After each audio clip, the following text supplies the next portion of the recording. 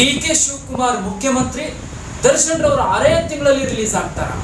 ಈಗ ಕೆಲವರಲ್ಲಿ ಪ್ರಶ್ನೆ ಹುಟ್ಟಬಹುದು, ಡಿ ಕೆ ಶಿವಕುಮಾರ್ ಜಡ್ಜ ಇಲ್ಲ ಕಾನೂನನ್ನ ತನ್ನ ಕೈಯಲ್ಲಿ ಬಿಗಿಮಿಷ್ಟಿಯಲ್ಲಿ ಇಟ್ಕೊಂಡಿರಲ್ಲ, ಏನ್ ಕಾನೂನು ಡಿ ಕೆ ಶಿವಕುಮಾರ್ ಕೈಯಲ್ಲಿ ಇದೆಯಾ ಅಂತ ಕೆಲವರಲ್ಲಿ ಪ್ರಶ್ನೆಗಳು ಹುಟ್ಕೋಬಹುದು.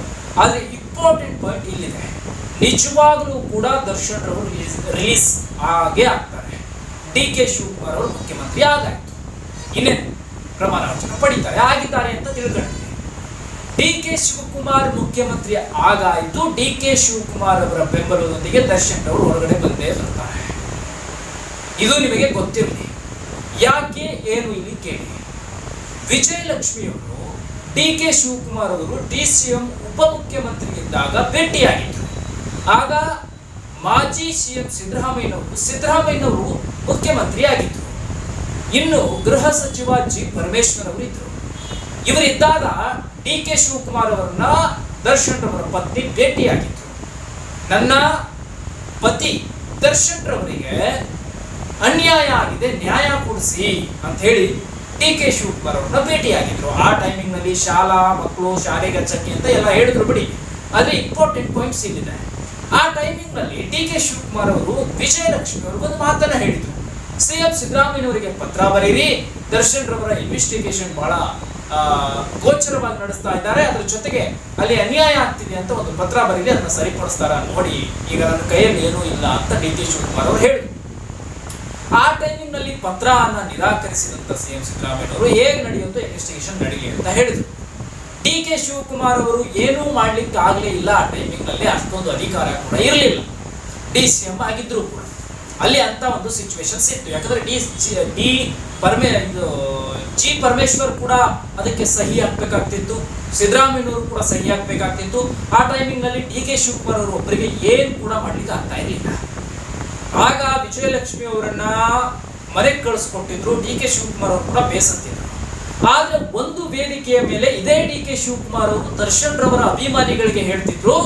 ಏನಂತ ಹೇಳಿದ್ದಾರೆ ಅಂತಂದ್ರೆ, ದರ್ಶನ್ ರವರಿಗೆ ಅನ್ಯಾಯ ಆಗಿದೆ, ಅದನ್ನ ಸರಿಪಡಿಸ್ತೇನೆ ಇವತ್ತಲ್ಲ ನಾಳೆ ಅಂತ ನೇರವಾಗಿ ದರ್ಶನ್ ರವರ ಅಭಿಮಾನಿಗಳಿಗೆ ಒಂದು ಭರವಸೆಯನ್ನ ಡಿ ಕೆ ಶಿವಕುಮಾರ್ ಅವರು ಕೊಟ್ಟಿದ್ದನ್ನ ಮರಿಬೇಡಿ. ಅದನ್ನ ನೀವು ಕೂಡ ನೋಡಿರ್ತೀರಾ ಆ ವಿಡಿಯೋವನ್ನ. ಈಗ್ಲಾ ನೀವಿನ್ನೂ ನೋಡಿಲ್ಲ ಅಂದ್ರೆ ಅದನ್ನ ಆಮೇಲೆ ನೋಡೋರಂತೆ ನಾನು ಹೇಳ್ತೀನಿ, ಹೆಂಗ್ ನೋಡ್ಬೇಕು ಅಂತ ಹೇಳಿ. ಡಿ ಕೆ ಶಿವಕುಮಾರ್ ಅವರು ವೇದಿಕೆಯ ಮೇಲೆ ನಿಂತು ಹೇಳ್ತಾರೆ, ಡಿ ಬಾಸ್ ಅಂತ ಕೂಗ್ತಾ ಇರುವಂತಹ ಅಭಿಮಾನಿಗಳಿಗೆ ದರ್ಶನ್ ರವರಿಗೆ ಅನ್ಯಾಯ ಆಗಿದೆ, ನಾನು ಇವತ್ತಲ್ಲ ನಾಳೆ ಅವರಿಗೆ ನ್ಯಾಯ ಕೊಡಿಸ್ತೀನಿ ಅಂತ ಹೇಳಿ ಡಿ ಕೆ ಶಿವಕುಮಾರ್ ಅವರು ಬಹಳ ಬಹಿರಂಗವಾಗಿ ವೇದಿಕೆಯ ಮೇಲೆ ಹೇಳಿದ್ರು. ಅದೇ ಟೈಮಿಗೆ ಈಗ ಬಂದಿದೆ ಡಿ ಕೆ ಶಿವಕುಮಾರ್ ಅವರು ನ್ಯಾಯ ಕೊಡಿಸುವಂತದ್ದು. ಯಾಕಂದ್ರೆ ಪೊಲೀಸರವರ ಇನ್ವೆಸ್ಟಿಗೇಷನ್ ದಾರಿ ತಪ್ತಾ ಇದೆ, ನನ್ನ ಗಂಡನನ್ನ ಸಂಪೂರ್ಣವಾಗಿ ಒಳಗಡೆ ಹಾಕ್ಬೇಕು ಅನ್ನುವಂತಹ ತಂತ್ರಗಳು ನಡೀತಾ ಇದೆ ಅಂತ ಹೇಳಿ ಡಿ ಕೆ ಶಿವಕುಮಾರ್ ಅವರ ಮನೆ ಬಾಗಿಲಿಗೆ ಹೋಗಿದ್ದು ವಿಜಯಲಕ್ಷ್ಮಿ ಅವರು ಸತ್ಯ. ಆ ಟೈಮಿಂಗ್ ನಲ್ಲಿ ಒಪ್ಪಿಕೊಂಡ್ರು ಡಿ ಕೆ ಶಿವಕುಮಾರ್ ಅವರು. ಯಾಕಂದ್ರೆ ಯಾಕೆ ಒಪ್ಪಿಕೊಂಡ್ರು ಅನ್ನೋದನ್ನು ಕೂಡ ಹೇಳ್ತೀನಿ. ವಿಜಯಲಕ್ಷ್ಮಿ ಅವರು ಕೂಡ ಈ ಡಿ ಕೆ ಶಿವಕುಮಾರ್ ಅವರ ಸ್ಕೂಲ್ಗಳನ್ನೇ ಓದಿ ಬೆಳೆದಂತ, ಅದು ಒಂದು ಅನುಕಂಪ. ಅದರ ಜೊತೆಗೆ ಅವ್ರ ಮಗ ಕೂಡ ಅಲ್ಲೇ ಓದ್ತಾ ಇರೋದು ಅನ್ನುವಂಥದ್ದು ಒಂದು ಅನುಕಂಪ. ಅದ್ರ ಜೊತೆಗೆ ಇಷ್ಟೆಲ್ಲವನ್ನು ಮೀರಿ ಡಿ ಕೆ ಶಿವಕುಮಾರ್ ಅವ್ರಿಗೆ ಪ್ಲಸ್ ಪಾಯಿಂಟ್ ಆಗೋದು ದರ್ಶನ್ ಅನ್ನುವಂತಹ ಕನ್ನಡ ಚಿತ್ರರಂಗದ ಅತಿ ಸ್ಪರ್ಧೃಪಿ ನಾಯಕ ನಟ. ಅದರ ಜೊತೆಗೆ ಇಡೀ ಕರ್ನಾಟಕವನ್ನೇ ಪ್ರತಿ ಹಳ್ಳಿಗಳಲ್ಲೂ ಕೂಡ ಮನೆಗಳಲ್ಲೂ ಕೂಡ ಅಭಿಮಾನಿಗಳನ್ನ ಹೊಂದಿರುವ ಸ್ಟಾರ್ ನಟ ದರ್ಶನ್ ರವರನ್ನ ಬಿಡುಗಡೆ ಮಾಡಿಸಿದ್ದಾರೆ ಡಿ ಕೆ ಶಿವಕುಮಾರ್ ಅನ್ನೋ ಒಂದು ಮಾಹಿತಿ ಹೊರಗಡೆ ಬಂದ್ರೆ, ಡಿ ಕೆ ಶಿವಕುಮಾರ್ 2028ರ ಚುನಾವಣೆಯಲ್ಲಿ ಮತ್ತೆ ಜಯಗಳಿಸಿ ಮುಖ್ಯಮಂತ್ರಿ ಆಗುವ ಎಲ್ಲಾ ಲಕ್ಷಣಗಳು ಕಾಣಿಸ್ತಾ ಇದೆ.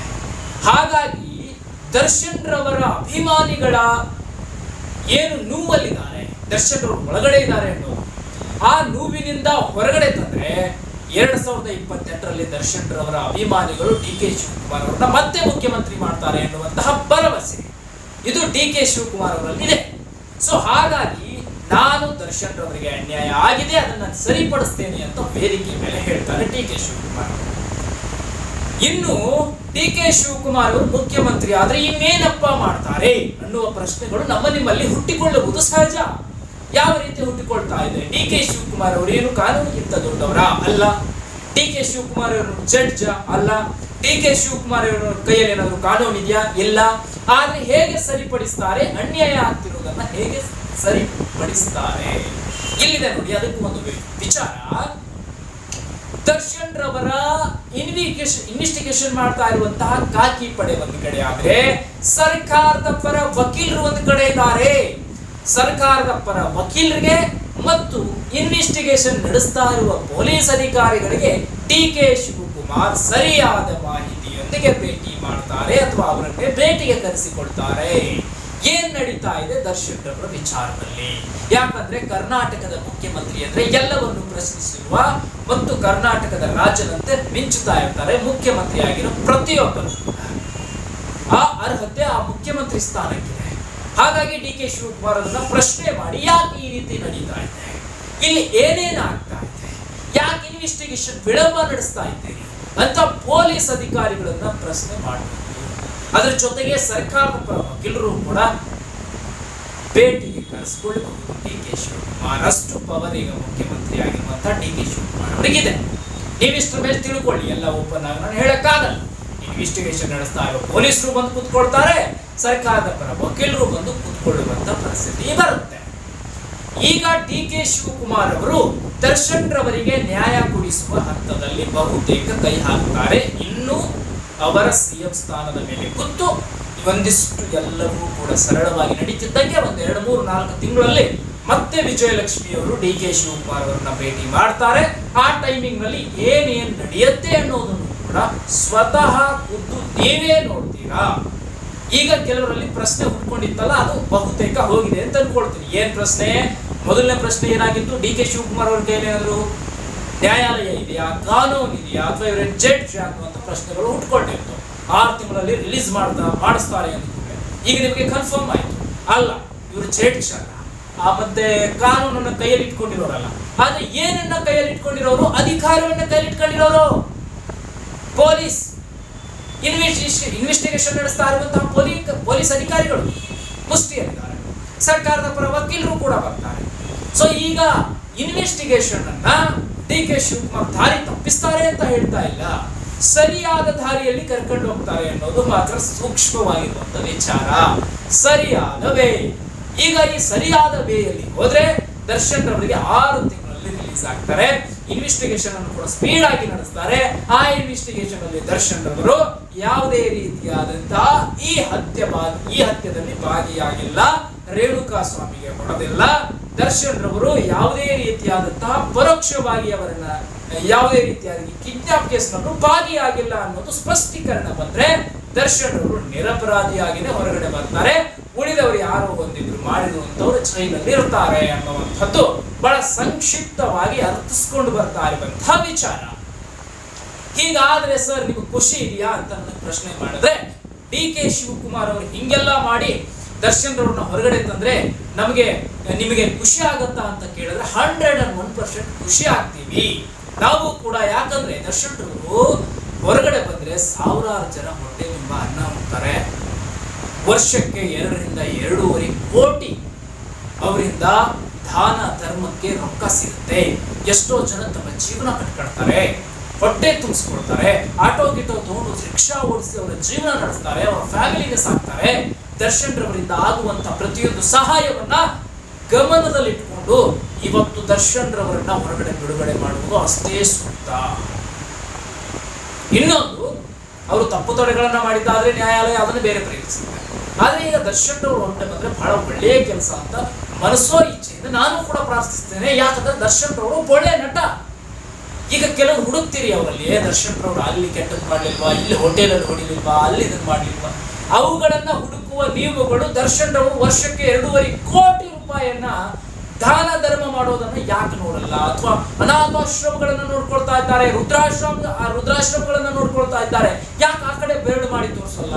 ದರ್ಶನ್ ರವರ ಮುಖದ ಮೇಲೆ ಕಪ್ಪು ಚುಕ್ಕೆ ಇದೆ, ಮುಖದ ಮೇಲೆ ಕಪ್ಪು ಚುಕ್ಕೆ ಇದೆ ಅಂತ ಹೇಳುವವರು ದರ್ಶನ್ ರವರ ಮುಖದ ಮೇಲೆ ಎಷ್ಟು ಕಳೆ ಇದೆ ಮತ್ತು ಅವರ ಕೈಯಿಂದ ಹೋಗುವ ದಾನ ಧರ್ಮಗಳನ್ನು ಯಾಕೆ ನೋಡ್ತಾ ಇಲ್ಲ? ಹಾಗಂತ ಒಳ್ಳೆಯದನ್ನ ಮಾಡಿ ಕೆಟ್ಟದನ್ನು ಮಾಡಬೇಕು ಅಂತ ನಾನು ಹೇಳ್ತಾ ಇಲ್ಲ. ಎಲ್ಲೋ ಒಂದು ಕಡೆ ಸಮಯ ಸಂದರ್ಭಗಳು ಮನುಷ್ಯನನ್ನ ಬದಲಾಯಿಸುತ್ತೆ, ಪರಿಸ್ಥಿತಿಗಳು ಬೇರೆ ರೀತಿಗೆ ತಳ್ಳುತ್ತೆ.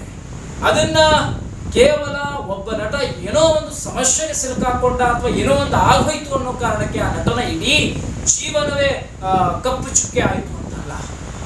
ನೋಡಿ, ದರ್ಶನ್ ರವರು ಮಾಡಿದಂತಹ ದಾನ ಧರ್ಮಗಳು, ಅವರು ಇಲ್ಲದಂತಹ ಸಮಯದಲ್ಲಿ ಈ ನ್ಯೂಸ್ ಚಾನೆಲ್ಗಳು ಮಾತಾಡಿ ಹೊಗಳಬಹುದು, ಅದು ಮುಖ್ಯ ಅಲ್ಲ.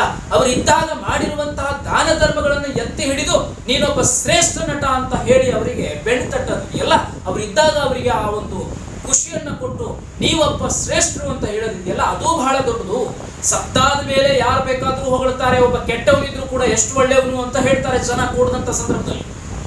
ಮತ್ತೆ ನೋಡಿ, ನಮ್ಮಲ್ಲಿ ವ್ಯವಸ್ಥೆ ಹೆಂಗಿದೆ ಅಂದ್ರೆ ಒಳ್ಳೆಯವನು ಅಂತ ಅನಿಸ್ಕೊಳ್ಬೇಕು ಅಂದ್ರೆ ಸಾಯ್ಬೇಕು. ನೋಡಿ, ಸತ್ತಾಗ ಜನ ಒಳ್ಳೆಯವನು ಅಂತಾರೆ, ಪಾಪ ಎಷ್ಟು ಒಳ್ಳೆಯವನಿದ್ದ, ಈಗ ಆಗ್ಬಾರ್ದಾಗಿತ್ತು, ಅವನು ಎಷ್ಟು ಕೆಟ್ಟವನಿದ್ರು ಅವನು ಸತ್ರೆ ಅವನು ಒಳ್ಳೆಯವನು ಅನ್ನುವಂತಹ ಛಾಯಮಾನದ ಕಾಲ ಈ ಪರಿಸ್ಥಿತಿಯಲ್ಲಿದೆ, ಕಾಲಚಕ್ರದಲ್ಲಿದೆ. ಆದ್ರೂ ಕೂಡ ಇದ್ದಾಗ ಒಳ್ಳೆಯವನು ಅನಿಸ್ಕೊಳ್ಳೋದು ಬಹಳ ಅಪರೂಪ. ಅದರಲ್ಲಿ ಅಪರೂಪದಲ್ಲಿ ಅಪರೂಪ ಮನುಷ್ಯ ಅಂದ್ರೆ ಅದು ದರ್ಶನ್ ರವರು ಅನ್ನುವಂಥದ್ದು ಬಹಳ ಸ್ಪಷ್ಟವಾಗಿ ನಾನು ನನ್ನ ವಿಚಾರವನ್ನು ತಿಳಿಸ್ತೇನೆ. ಅದರ ಜೊತೆಗೆ ದರ್ಶನ್ ರವರ ಅಭಿಮಾನಿಗಳಿಗೂ ಖುದ್ದು ನಾನು ಕೈ ಮುಗಿದು ಕೇಳ್ಕೊಂತೀನಿ, ಖಂಡಿತವಾಗಿಯೂ ನೀವು ಯಾವುದೇ ರೀತಿಯಾದಂತಹ ನೊಂದುಕೊಳ್ಳುವ ಅವಶ್ಯಕತೆ ಇಲ್ಲ. ಖಂಡಿತವಾಗಿಯೂ ಅವರಿಗೆ ದೇವರ ಆಶೀರ್ವಾದ ಇದೆ. ಖಂಡಿತವಾಗಿಯೂ ಅವರು ಇವತ್ತಲ್ಲ ನಾಳೆ ಹೊರಗಡೆ ಬಂದೇ ಬರ್ತಾರೆ. ಅದಕ್ಕೆ ಎಲ್ಲಾ ರೀತಿಯ ಸೂಕ್ತ ಮಾಹಿತಿಗಳು, ಆಧಾರಗಳಿವೆ, ಅದನ್ನ ತಿಳ್ಕೊಳ್ಳಿ. ಖಂಡಿತವಾಗಿಯೂ ದರ್ಶನ್ ರವರು ಹೊರಗಡೆ ಬರ್ತಾರೆ. ಅಭಿಮಾನಿಗಳು ಬಹಳ ಗಟ್ಟಿ ಗುಂಡಿಗೆಯಿಂದ ಇರಿ. ಯಾರು ಎಷ್ಟೇ ಅವರ ಹೆಸರಿಗೆ ಮಸಿ ಬಳಿದ್ರು ಆ ಮಸಿಯನ್ನ ತೊಳೆಯೋದಕ್ಕೆ ಚಿನ್ನದಂತ ಒಂದು ಮಳೆ ಆಗುತ್ತೆ. ಆ ಮಳೆ ದರ್ಶನ್ ರವರ ಭವಿಷ್ಯವನ್ನ ಮತ್ತೆ ಬದಲಾಯಿಸುತ್ತೆ. ಮತ್ತೆ ಬೆಳ್ಳಿಯ ತೆರೆ ಮೇಲೆ ನಿಮ್ಮ ದಾಸ ದರ್ಶನ್ ರಂಜಿಸೋಕೆ, ನಿಮ್ಮನ್ನ ಕೂಗು ಹೊಡಿಸ್ಕೊಳ್ಳೋಕೆ, ಸಿಳ್ಳೆ ಹೊಡಿಸ್ಕೊಳ್ಳೋಕೆ, ಚಪ್ಪಾಳೆ ತಟ್ಟಿಸ್ಕೊಳ್ಳಿಕ್ಕೆ ಆ ದಾಸ ಮತ್ತೆ ಕಡಕ್ ಲುಕ್ ನಲ್ಲಿ ನಿಮ್ಮ ಮುಂದೆ ಎಂಟ್ರಿ ಕೊಡ್ತಾನೆ. ಯಾರು ಕೂಡ ನೀವು ಬೇಜಾರು ಮಾಡಿಕೊಳ್ಳುವಂತ ಅವಶ್ಯಕತೆ ಇಲ್ಲ. ಹೆಸರಿಗೆ ಮಸಿ ಬಳಿತಾ ಇರುವಂತದ್ರ ಕಡೆ ಗಮನ ಕೊಡಬೇಡಿ.